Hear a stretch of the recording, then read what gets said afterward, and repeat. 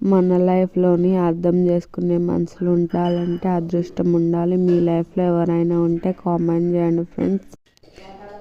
కొన్నిసార్లు బాధలో ఉన్నా కష్టాల్లో ఉన్నా చెప్పుకోవడానికి ఒక మనిషి కావాలి. కానీ మనం చెప్తేనే అర్థమవుతుంది కొందరికి.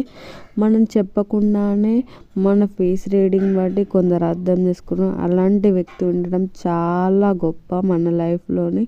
నా లైఫ్లోనైతే మా అక్కయ్య ఉంది.